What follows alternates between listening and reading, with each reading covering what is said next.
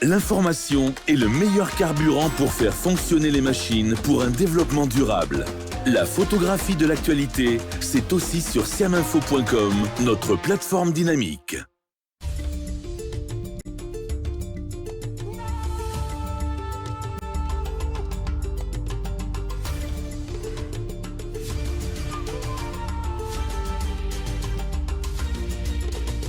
Kavi TV, la télé du développement.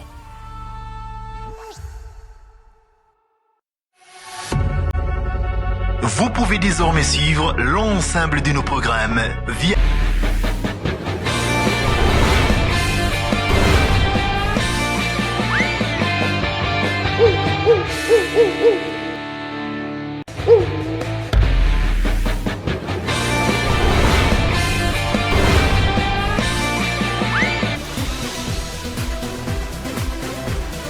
Bonjour à tous, il est 8h passé de 3 minutes, bienvenue sur les antennes de Kavi Média, l'émission c'est World Sport chaque lundi, mercredi, dès qu'il est 8h temps universel avec des thématiques qui vont forcément vous intéresser. Aujourd'hui on va parler de l'équipe nationale féminine, des révélations choquantes qui secouent le secteur. C'est une révélation qui vient franchement éclabousser le secteur de football féminin. Il s'agit bien de l'équipe nationale lors d'une intervention relayée par un site de la place. Oumar Ndiaye, membre statutaire de la Fédération guinéenne de football, a mis au nu des pratiques qui, franchement, écument les équipes nationales féminines. Voilà, on parle, selon le doyen, qu'il y a des filles qui sont en train de se suivre là-bas.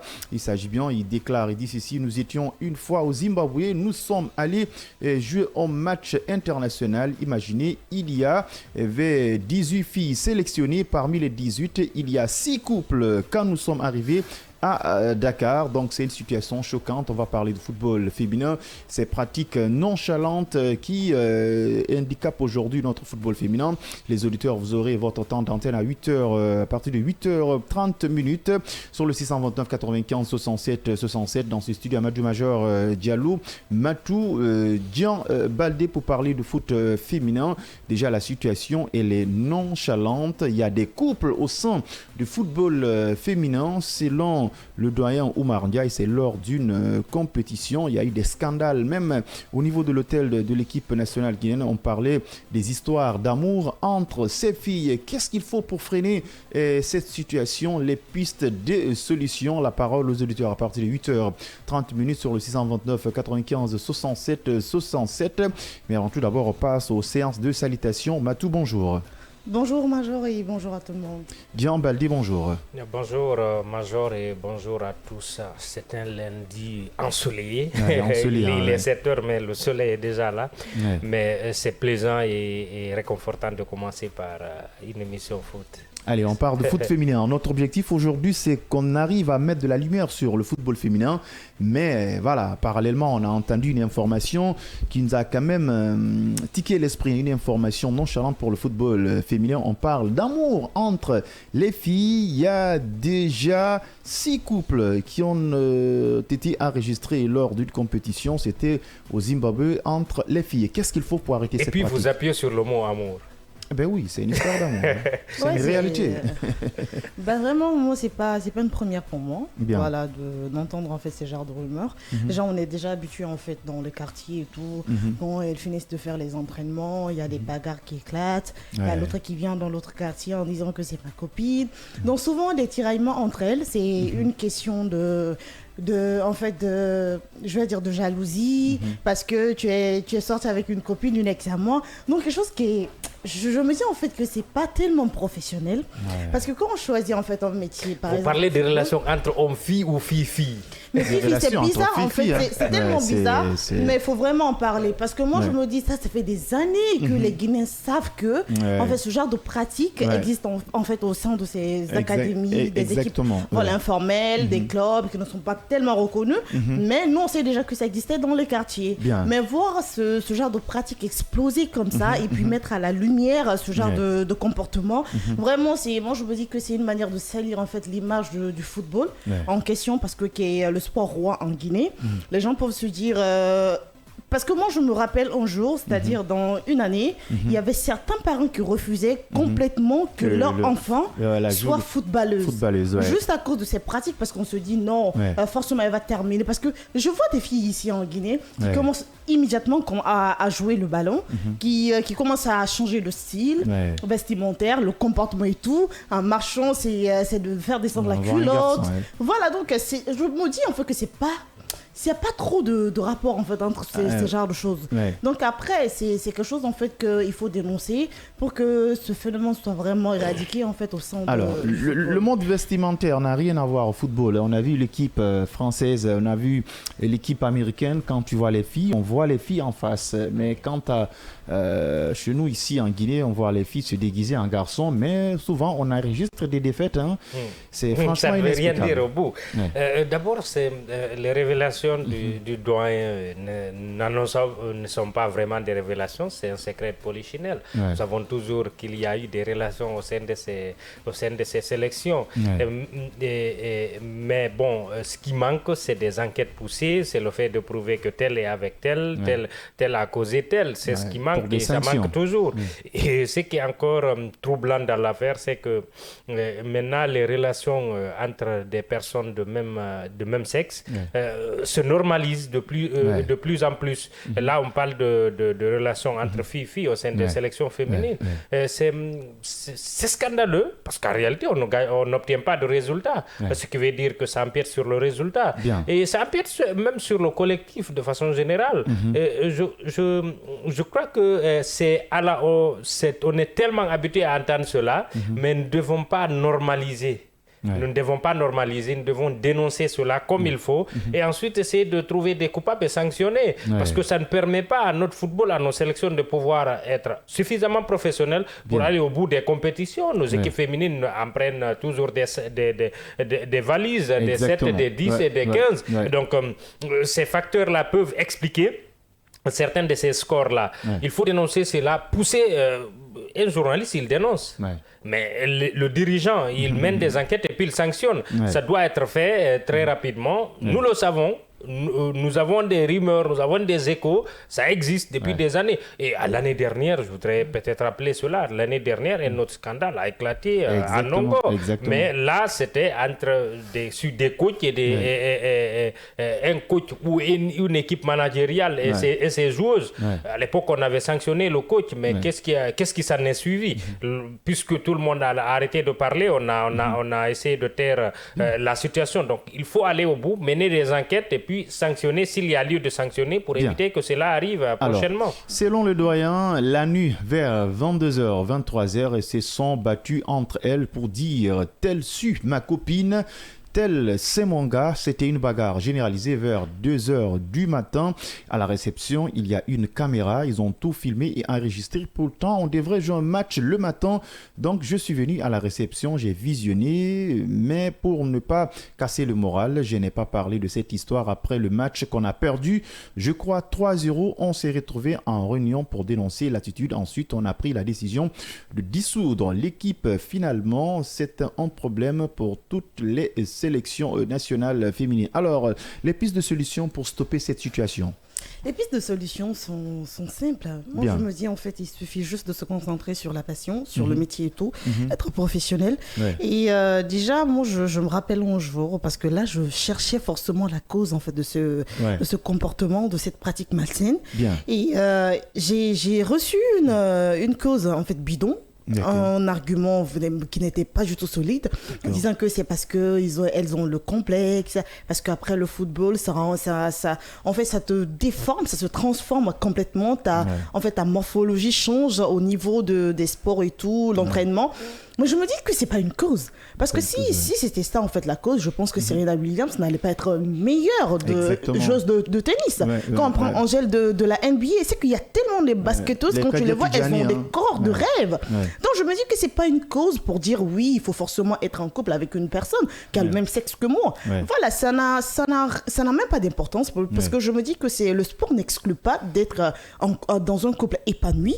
Voilà, ça renforce que la confiance et tout, parce que quand on regarde actuellement actuellement le championnat français en matière d'équipe féminine. Quand on parle aussi de la Coupe du Monde, du monde en fait féminine. Je me dis qu'il n'y a pas de changement, qu'il faut voir des femmes en train de jouer, et quand tu regardes vraiment le physique, c'est que tu sens que c'est des personnes qui ont décidé pour jouer pour le ballon, uniquement en fait en faisant en fait cette passion un métier, parce qu'elles se disent à travers ce sport on peut transmettre quelque chose. Voilà, c'est ça seulement qui crée la différence entre la jante féminine et la jante masculine. Jamais on a entendu ça chez les hommes, parce que les hommes ils n'ont même pas en fait le temps pour ça, mais si on entend ce genre de comportement chez les femmes, qui devrait créer tellement de différences entre les hommes et elles, vraiment c'est décevant, et il faut faire quelque chose rapidement. Maintenant, les pistes de solution, c'est uniquement se concentrer. Voilà, il ne faut pas dire qu'il faut... Parce qu'à un moment, on avait entendu qu'ils avaient dissous complètement l'équipe, parce qu'on se demandait où était passée l'équipe nationale féminine de la Guinée. Mais à travers cette pratique, aujourd'hui, on a su pourquoi il n'y avait pas beaucoup de matchs. Parce que quand on prend les statistiques de 2023, je crois que maintenant, la Guinée a enregistré qu'une seule victoire. Contre l'île Maurice. Donc je me demande que vraiment c'est quoi l'importance en fait d'avoir une fédération, c'est quoi l'importance d'avoir un coach, c'est quoi l'importance en fait de jouer dans les compétitions s'il n'y a pas d'amélioration. Au moins s'il y avait une amélioration au niveau des résultats, on pouvait comprendre. Mais le résultat, le comportement, c'est bidon. Donc je pense que c'est pas du tout nécessaire. Il n'y a pas de piste de solution, c'est que de se concentrer. Que de se concentrer. Selon le doyen, même après cette rencontre, qu'il a constaté que les mêmes situations continuent au sein de l'équipe. Non, ça ne peut pas s'arrêter parce qu'il n'y a eu aucune enquête, il n'y a pas eu de sanction. Donc, pourquoi elles vont s'arrêter en si bon chemin? Écoutez, je l'ai dit précédemment, ça peut expliquer le manque de résultats ou certains manques de résultats que nous avons au sein des sélections féminines. Et certaines, pas toutes, certaines fournissent beaucoup d'efforts et essayent de profiter de leur passion qu'est le football. Mais il y en a d'autres qui profitent, qui pour moi c'est une forme de dépravation et relation fille, homme, mais bon, c'est une sorte de dépravation, c'est notre société. Quand je parle de société, je parle d'une société globalisée qui est en train de se dépraver. Sinon, dans les années antérieures, on n'entendait pas du tout parler de cela. Et pour ce qui est de ce cas spécifique, il faudrait qu'il y ait une enquête poussée pour sanctionner les coupables afin d'éviter que cela continue, parce qu'il peut y avoir des ramifications après. Si dans les années antérieures on dénonçait les relations entre les entraîneurs qui étaient des hommes pour la plupart et les jeunes filles, aujourd'hui c'est un peu plus difficile parce que vous avez un groupe de 20 joueuses, 24, s'il y a 6-7 relations, ça crée de la jalousie, ça crée il y a une sorte d'amateurisme qui s'installe à côté de cela.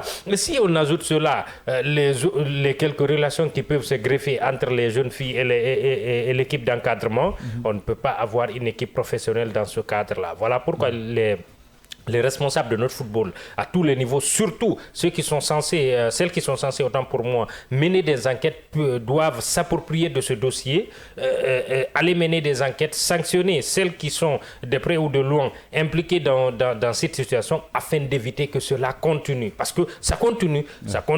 On parle peut-être de cette sélection de ce niveau, mais dans d'autres clubs, qu'est-ce qu'il en est?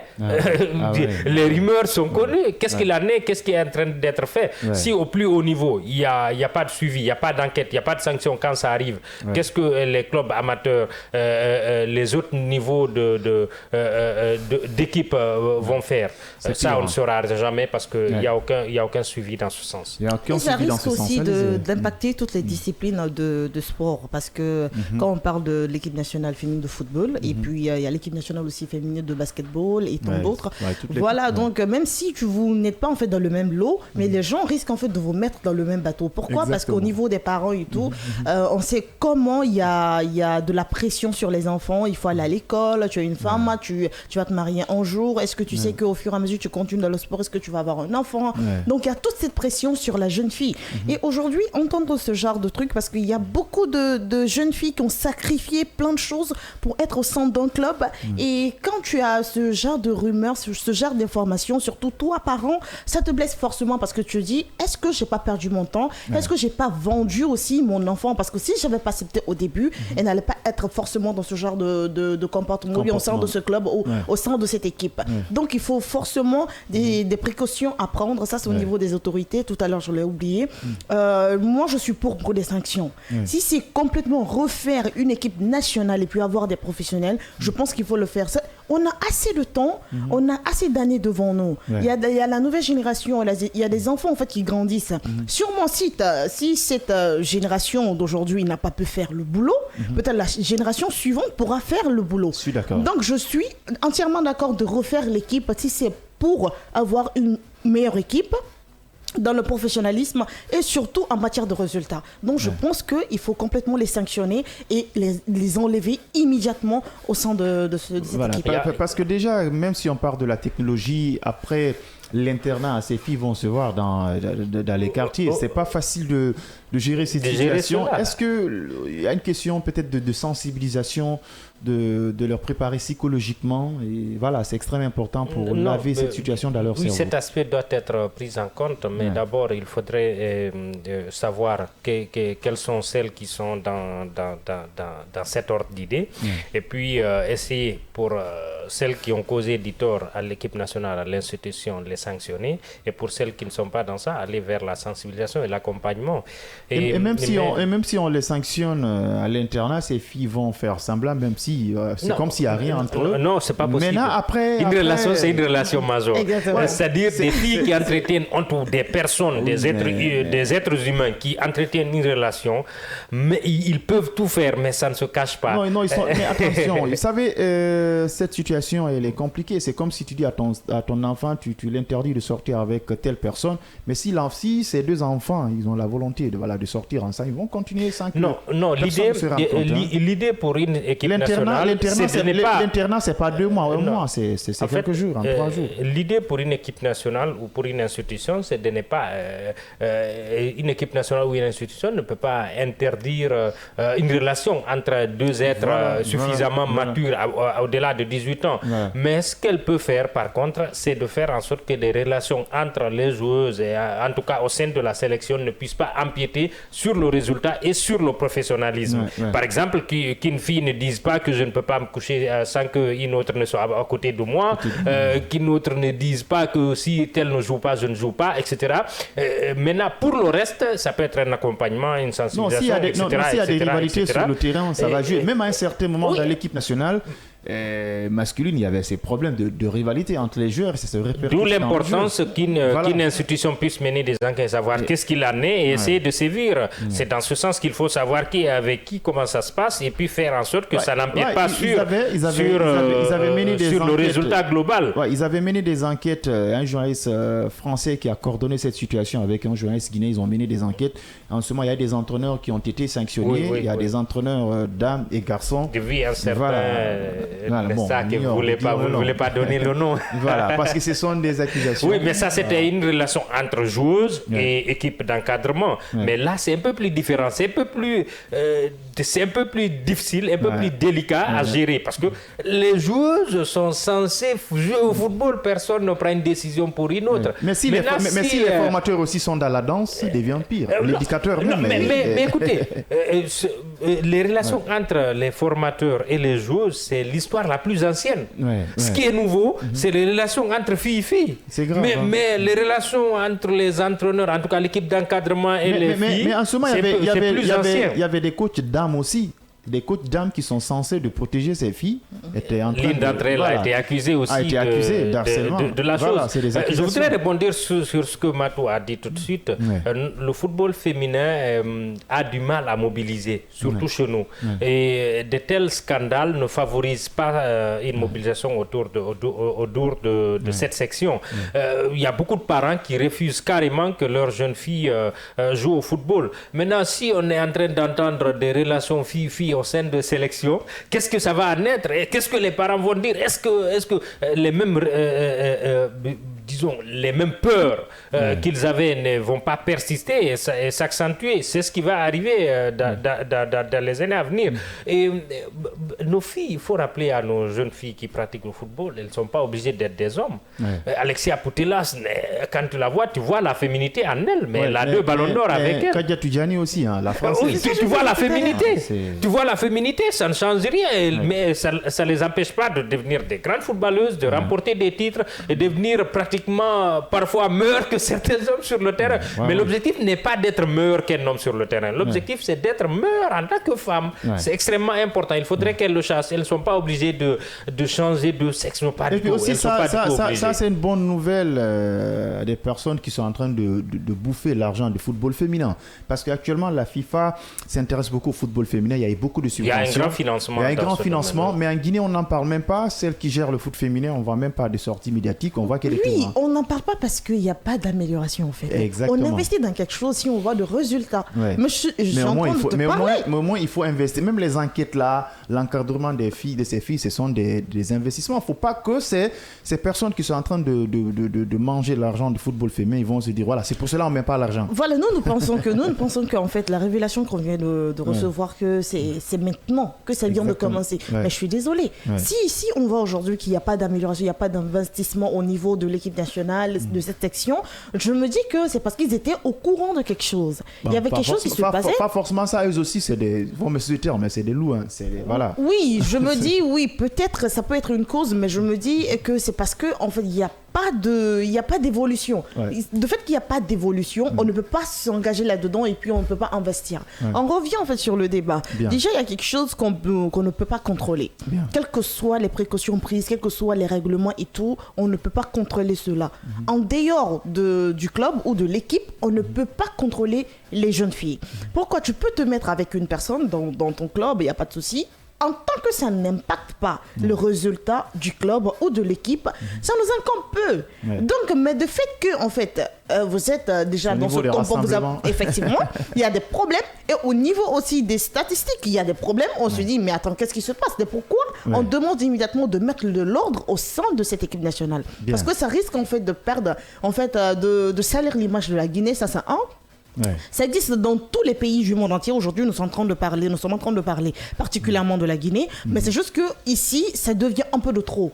Voilà, chez eux, malgré qu'il y a ce genre de comportement, mais en fait, il y a de l'évolution en matière de résultats. Quand tu regardes la télé, tu as l'impression que tu es en train de regarder un match des hommes, en fait. Donc, c'est pour dire que tout ce qui concerne votre comportement, votre choix de vie, mode de vie, ça nous incombe peu en tant que nous avons des bons résultats. Voilà, c'est sur ça, en fait, je pense qu'ils doivent travailler plus, mais pas que les contrôler. C'est immédiatement enlever ce genre de comportement au sein de l'équipe ou du club. 8h passées de 24 minutes sur la pendule numérique de Kavi Media. Vous êtes dans votre émission World Sport. Chaque matin, dès qu'il est 8h, on s'intéresse à des thématiques qui vont forcément vous intéresser. Aujourd'hui, on met un coup de projecteur sur le football féminin. Il y a eu quand même des révélations à travers notre doyen Oumar Ndiaye, membre statutaire de la Fédération guinéenne de football, qui a mené des pratiques franchement qu'on est en train de constater au niveau du football féminin. Il y a des filles qui sont en train de se suivre là-bas. C'est là dit des histoires de copinage. Il y a déjà 6 couples. Selon le doyen, c'était lors d'une compétition au Zimbabwe qu'ils étaient partis jouer en match international. Selon lui, il y avait 18 filles sélectionnées. Parmi les 18, il y a 6 couples.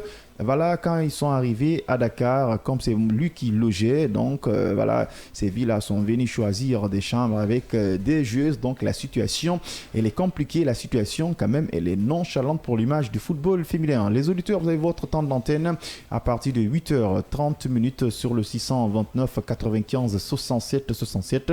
629 95 67 67. Quelles sont les pistes de solutions pour arrêter ces histoires de couple au centre de football féminin? Les filles sont en train de se suivre là-bas, pas forcément des garçons. Avant, on disait ce sont les coachs qui harcelaient les filles. Maintenant, ce sont les filles même qui s'harcèlent entre eux. Donc, la situation, elle est compliquée. Alors, la piste des solutions peut être quoi? Des sensibilisations. Il faut mettre quand même le paquet pour des enquêtes, parce que si je pense que s'il y a des infiltrés au sein de l'effectif, ces infiltrés sont bien payés, ils peuvent quand même jouer un rôle aussi important. Hein.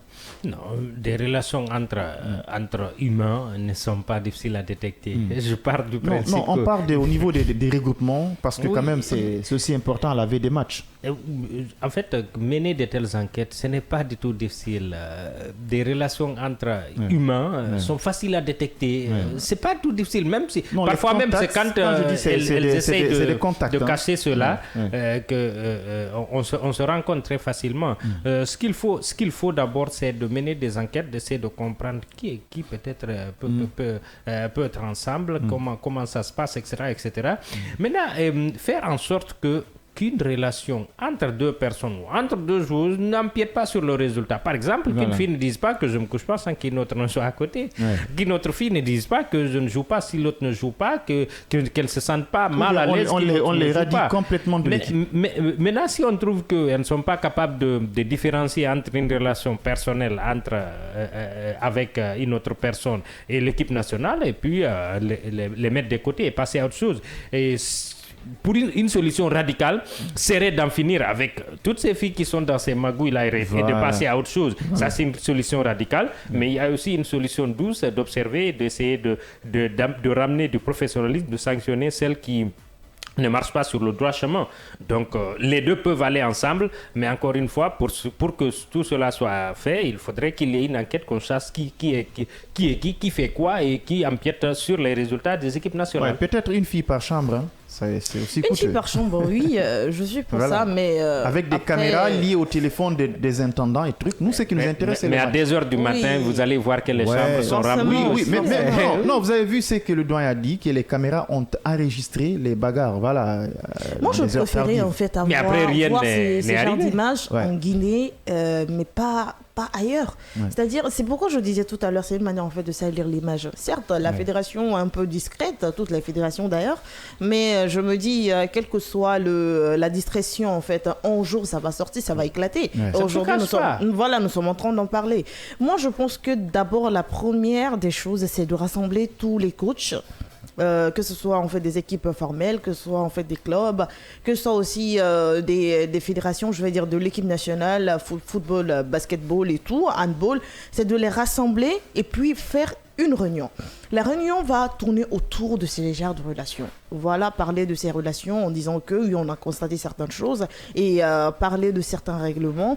Voilà, tu veux rester au sein de l'équipe, au sein de l'académie, au sein de l'équipe nationale, tu dois forcément respecter ces règles. Si tu sais que tu n'es pas en mesure de les respecter, il n'y a pas de problème. Toi, tu pars complètement à côté. Il y a plusieurs personnes qui veulent jouer. Il y a plusieurs personnes, plusieurs filles qui sont passionnées par ce sport. Donc, il faut donner la chance à ces filles pour pouvoir participer à des compétitions qui donneront aussi le meilleur d'elles-mêmes. Donc, aujourd'hui, je pense que c'est très simple, comme il l'a dit. Ce ne sera pas difficile en fait de détecter entre un homme et une femme. Voilà, on va dire il y a un peu de cachotterie et puis mais entre filles et filles, même à détecter. Même quand on se casse. Après on en rigole mais c'est vraiment dangereux. C'est un sujet très important. Il faut continuer à sensibiliser après cette réunion avec les coachs. Je pense que on peut passer aussi par la sensibilisation dans les quartiers parce que quel que soit ce qui va se passer sur le terrain, dans les quartiers ça va revenir encore. Forcément. Voilà, on peut pas complètement enlever ça dans la société.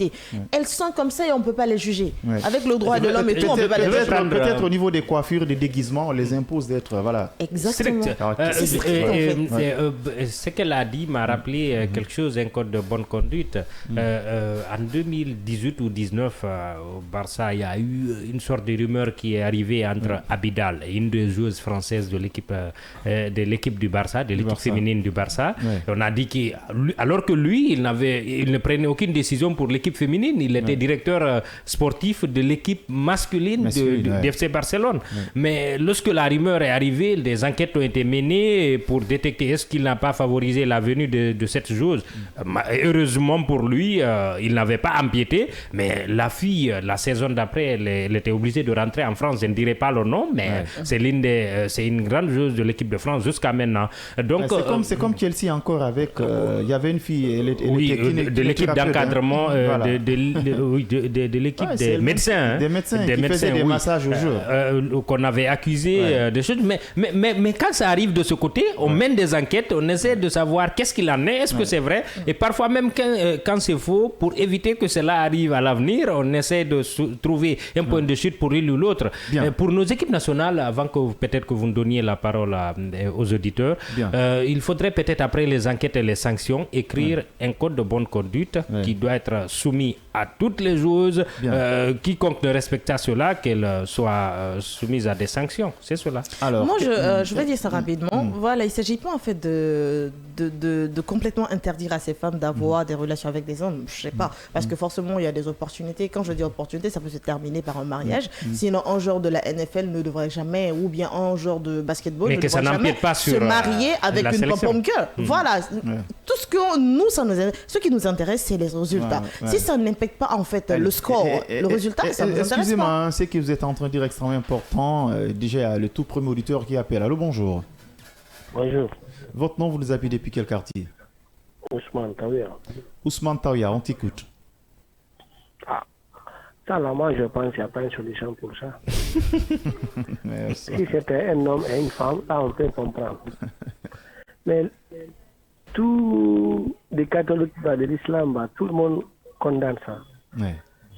Les gens se parlent là, c'est pour les enlever même, les tuer même, moi, si c'est moi. Non, on ne peut pas en arriver là. Regarde, ça, si les deux catholiques condamnent, l'islam condamne, qu'est-ce qu'on va faire? On peut ne pas avoir de religion. Merci beaucoup et bonne journée à Ousmane. Il est tellement dur ce matin. On va partir avec le second auditeur. Allô, bonjour. Allô, bonjour. Votre nom, vous nous appelez depuis quel quartier? Bonjour, Jean. Bonjour, Matou. C'est M. Silla depuis Sangoya. Monsieur Silla, bonne arrivée. On vous écoute. Merci beaucoup. Major, l'heure est grave. Oui. Vous avez dit, mais c'est très, très grave. Parce que je sais de quoi vous parlez comme ça. Voilà. Oui. Alors, maintenant, quelles sont les pistes de solution? C'est très, très grave. Ces filles-là, ce sont les garçons manqués du quartier là, qui sont retrouvés dans l'équipe nationale comme ça. Là. Ce sont des filles très, très jalouses. Voilà.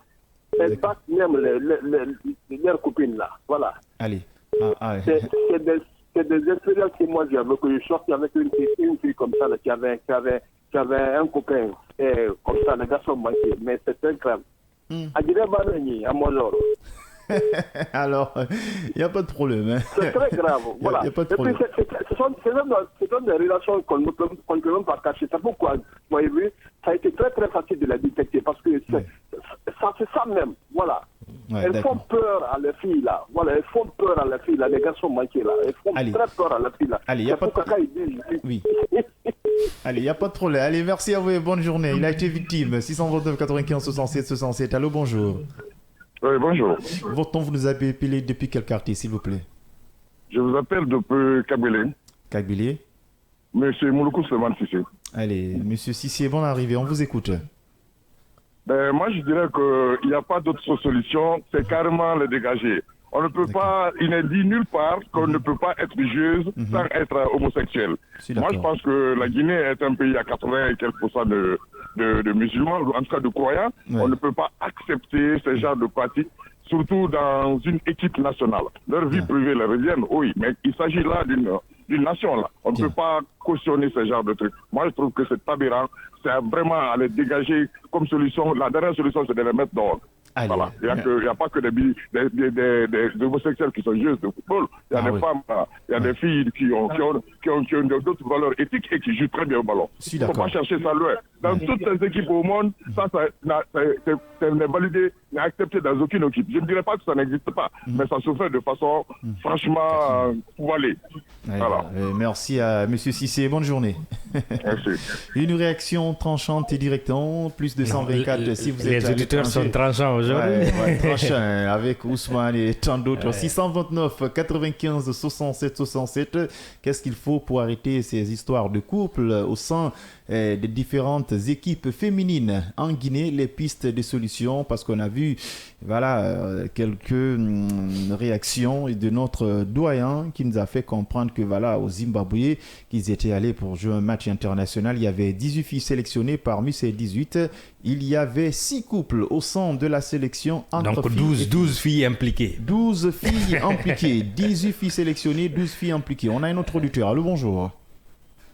Allô, bonjour monsieur. Bonne arrivée, votre nom, vous nous appelez depuis quel quartier? Moi, c'est Diallo Ibrahima, je vous appelle de Boufa. On vous écoute, monsieur Diallo.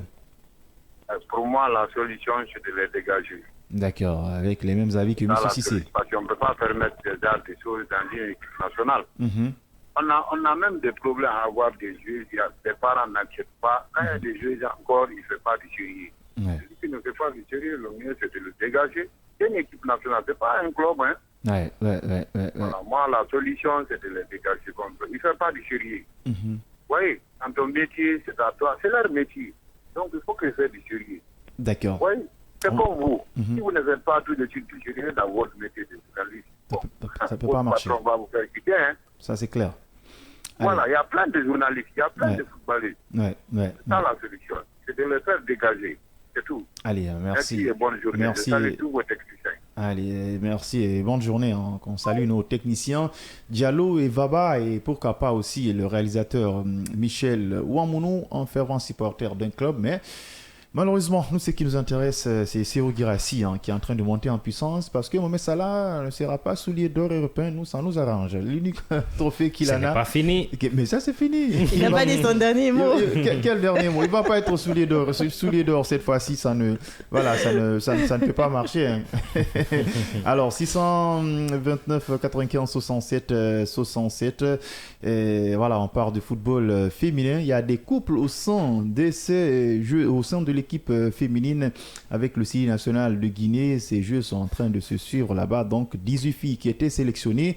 Il y avait déjà 6 couples au sein de notre équipe, filles entre filles. Quelle est la solution fiable pour arrêter cette situation nonchalante? Est-ce que vous êtes d'accord avec la réaction de ces auditeurs? Disons, certains sont très durs, mais la problématique, quand on observe, on se dit oui, c'est plutôt normal. On n'est pas habitué à cela. Notre société n'est pas habituée à cela. C'est quelque chose de nouveau. Pour moi, c'est ce que je disais tout de suite. C'est un peu la conséquence de la dépravation poussée de nos mœurs, sinon on ne pouvait même pas cautionner cela il y a quelques années. Mais cette ouverture vers le monde, cette liberté à outrance nous a entraînés vers cette situation parce que des personnes dont on parle là ne sont pas nées comme ça. C'est quelque chose qui est venu dans l'OTA, juste comme ça. Là, on parle d'une équipe de 18 joueuses. S'il y a 6 couples, donc on a 12 joueuses, il n'en reste que combien? 6. Ça ne fait pas une équipe nationale. Ça ne peut même pas être le 11. Déjà ça, c'est presque l'équipe type. On peut le dire ainsi. L'équipe type, elle est remplaçante. Voilà. L'équipe type, elle est remplaçante. Donc, c'est extrêmement grave. Voilà pourquoi il faut dès maintenant sévir. Il parle par rapport à ce qu'il a vu, mais il y a des éléments qu'il n'a pas vus. Voilà pourquoi il faut mener des enquêtes et sanctionner.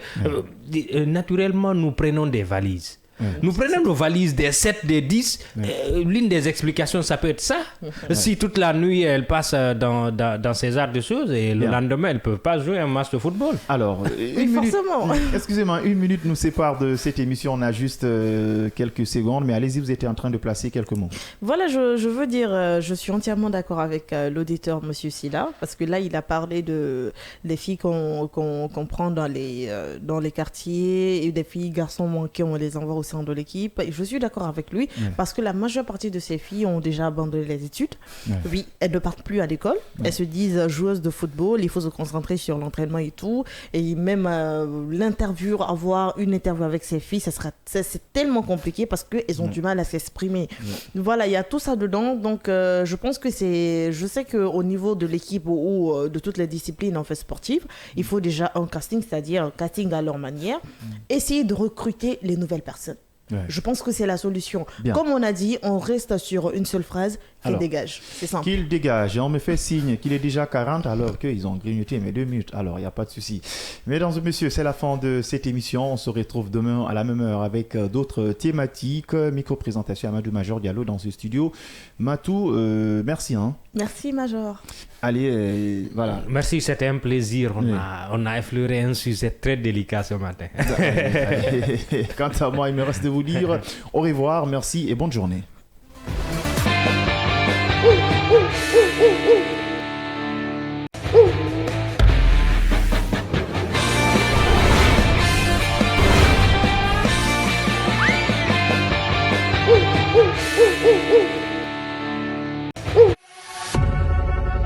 Vous pouvez désormais suivre l'ensemble de nos programmes via notre application disponible sur Play Store et App Store. Mesdames et messieurs, bonsoir et bienvenue dans cette édition d'information. Tout de suite, le sommaire. Amélioration des conditions de vie et de travail des employés du secteur des mines et carrières. Les fédérations syndicales évoluant dans le secteur se mettent en action pour la signature de la convention collective des mines et carrières.